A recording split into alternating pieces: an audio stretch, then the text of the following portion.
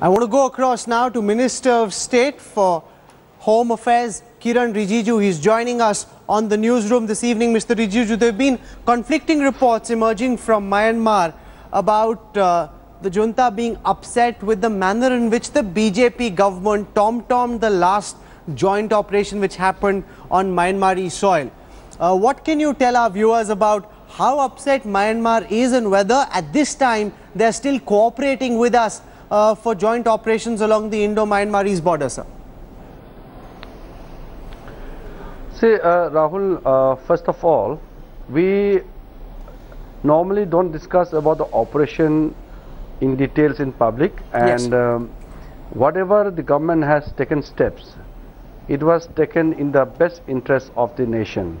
And some of the issues and some of the points which were blown out of proportion because of the statements coming from here and there, and some of the pictures published by some of the media houses and all, it may have its own impact adversely or positively. I will not comment on that. But as far as our working system in relation with Myanmar is concerned, it is perfectly all right, and it's very smoothly going on, and it's not advisable also to really describe about another friendly countries behavior and their attitude in public domain, because right now we are facing a huge challenge in Northeast to deal with the various militant group. I'm particularly looking into the matter. So from my side also, if I discuss too much about the strategies and our operational all these methods and all, it may not help in building a conducive atmosphere. Okay. But I can tell you that we are working effectively, and we are committed to secure peace and tranquility in Northeastern region. Now you come from the Northeast and are seen as the face of the Northeast in Delhi. There have been multiple reports, Minister, about how China is helping different insurgent groups come together under one umbrella. It's called the United Liberation Front for Western Southeast Asia. Now, how much of a concern is this coming together of these insurgent outfits in the Northeast, and how much of a Chinese link do you see, Minister? Yes, various groups have come together and they have formed a group to push forward their agenda. But we are very committed to our national security, and we are capable of dealing with any eventuality. Regarding the external role, the ISI's active participation and creating Northeast as one of their hub to play forward their design, these are very well known in even in the media circle also.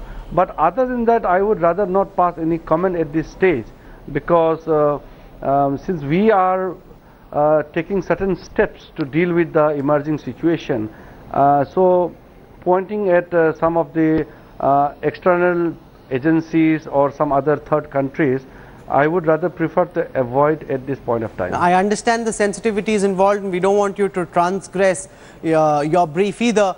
We are playing out, Minister, these images of a group, a terror group, which has been accessed by India today, where police personnel have been captured. There's an extortion attempt taking place, and these police personnel can be seen on camera. Clearly, as a consequence of the efforts being made by the Modi government, the insurgent outfits are feeling rattled.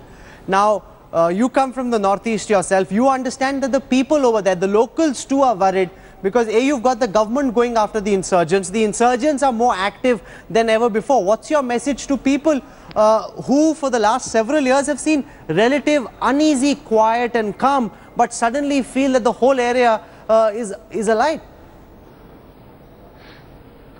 See, let me be very candid here, that in past few years, what we have seen in Northeast is that there were so many talks going on with the militant groups. There were so many suspension of operations being come into a ground with various other groups. So likewise, there was a lull. There was a complete, you can say that nothing much was happening on the ground. When we came to power, there was lots of expectation from our government. We really want to bring certain solutions on the ground. So when you strive for solutions, the activities are bound to happen. And in the beginning stage, when I went to Northeast after taking over as Minister of State in Home Affairs, I have made an appeal that those who have deviated from the mainstream, please come back. We are ready to embrace you, provide all necessary facilities, and then to take care of your life in the mainstream, we are ready to lay various programs and schemes. And at the same time, I also said that those who are not abjuring the violence, then they have to face the actions of the security forces. We cannot be seen to be too soft in dealing with the terror. But what we've seen, only is the second option being practiced, because the ceasefires that were in place are no longer effective. We've actually seen a huge escalation in violence and insurgent activity since your government came to power, sir. That is one side of the story. Yes. There is the other side of the story. There are many surrenders, there are many understandings which are not being widely reported. There are positive as well as there are negative stories. Our effort is very clear. And when the Prime Minister went to Northeast, he has categorically appealed to Northeast that development of Northeast is the priority of this NDA government. And economic prosperity is the only way to deal with the problems being faced by the region for last so many 68 years. So while we are laying various schemes on the ground, there are various elements who are there to disrupt the violence, disrupt the peaceful atmosphere in the region.